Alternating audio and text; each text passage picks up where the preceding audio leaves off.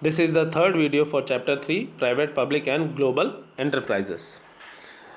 Here we will be discussing about the features of public corporations, government company and multinational companies. What do you mean by public corporation or statutory corporation?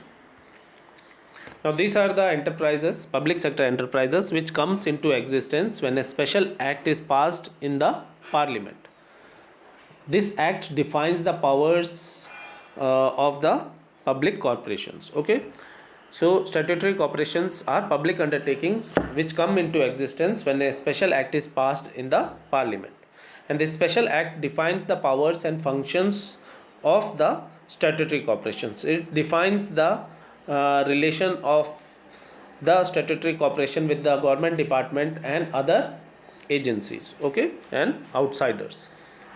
Some of the famous statutory corporations are Air India Life Insurance Corporation, which is known as LIC, Food Corporation of India FCI, Unit Trust of India, okay, like ONGC is there, IDBI is there. These are some of the famous public corporations. Okay, now the features of statutory corporations or public corporations. Now these corporations are established under a special act which is passed in the parliament. Okay, and these statutory corporations follow the provisions of the act. Everything is defined in the act clearly.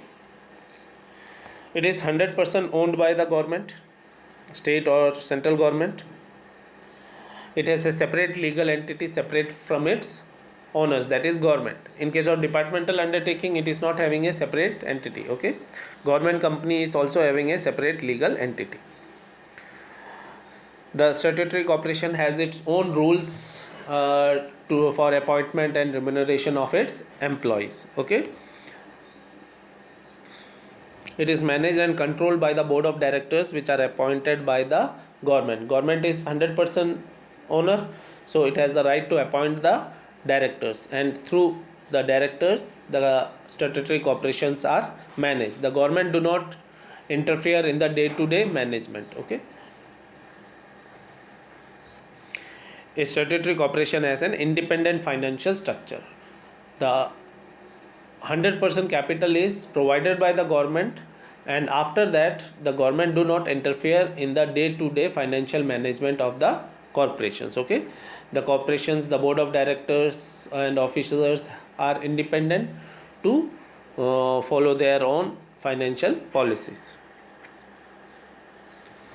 And in case of statutory corporation, it is accountable to the public. Its financial statements are placed in the parliament. Okay,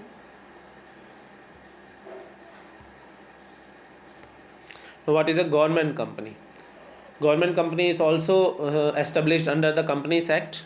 It has to follow all the procedures which a public company has to follow. The major feature is that 51%, minimum 51% of the shares are owned by government. It may be central government or state government. Okay,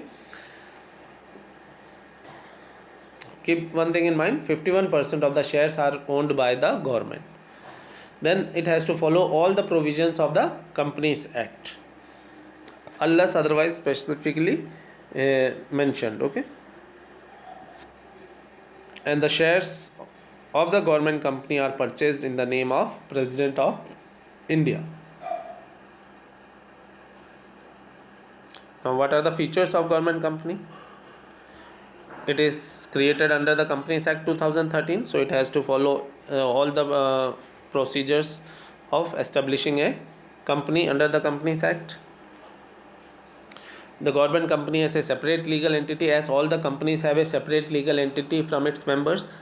Government company also has a separate legal entity.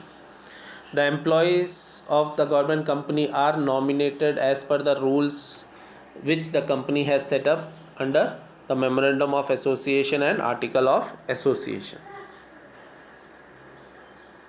The audit is done by the Auditor General. Okay, auditors appointed by the government, and their annual reports are placed in the parliament or the state assembly.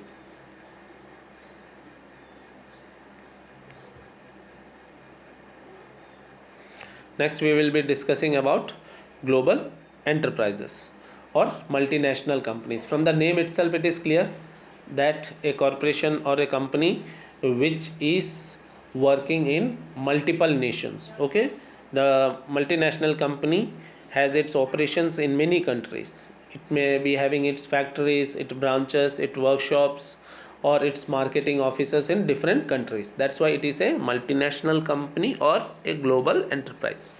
It is known as like that. Okay, now the branches are known as majority owned foreign affiliates, MOFA. Okay, the full form you keep in mind.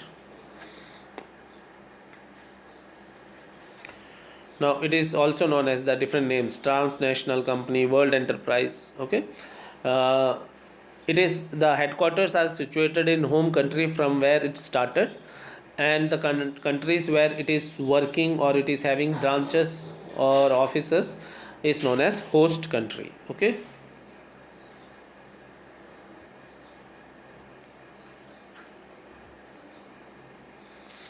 Global enterprises have huge capital resources, and their goodwill reputation also enables them to raise funds from various sources. Okay, it has a very good reputation, and its huge profits over the past years enable it to attract new investors. So it can raise huge capital also in different countries.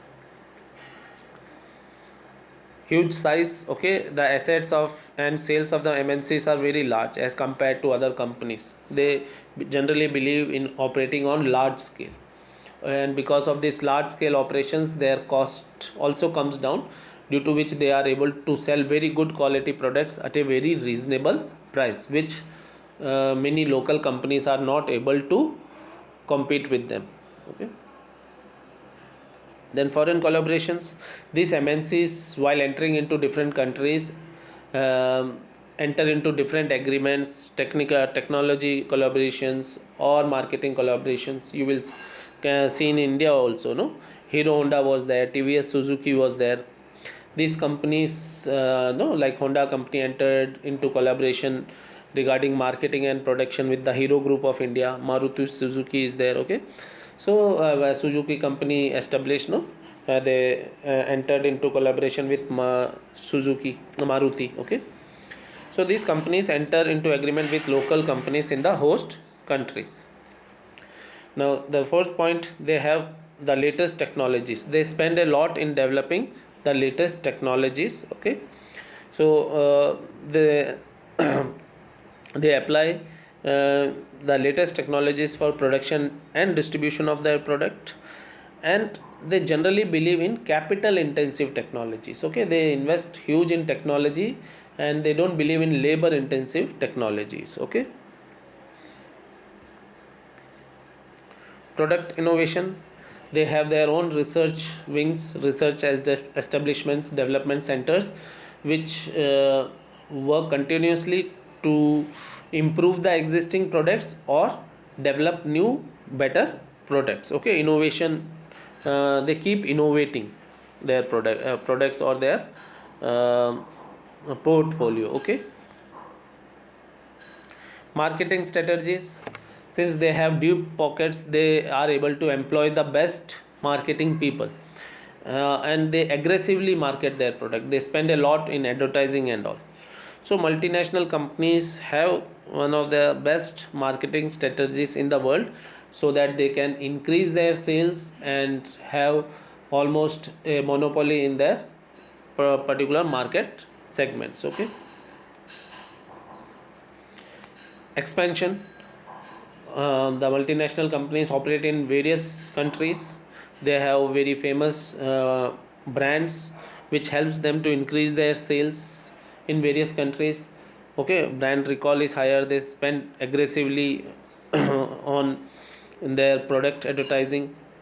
They expand. They set up various branches, offices, factories in many countries to get the maximum benefit, to exploit the benefits. Okay, so they operate through a no complex network of subsidiaries and branches in host countries, depending upon the rules and laws of the host country.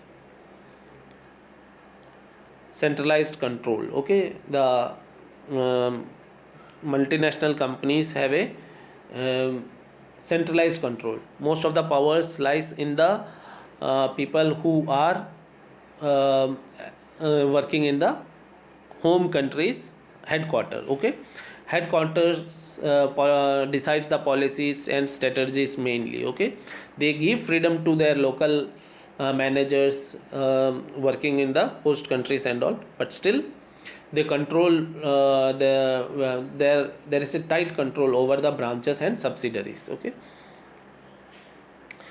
oligopolistic power, that means powers in the hands of few. And also they try to control the market. Whichever market they enter, they try to either beat the local companies through their aggressive marketing strategies, or selling the products at a very lower price. Okay, or if they are not able to do so, then what they do, they acquire those companies. In India you can see that Thumbs Up is there, Limca was there, was local brands. Coke company was not able to beat them through their aggressive marketing strategies or through their products. So at the end what they did, they acquired these companies. They paid huge amounts, and the local companies were not able to refuse. They were just because of the huge funds involved, they sold their brands to the multinational companies. Okay, so because of their huge financial powers, they no create a market where their products are on the top.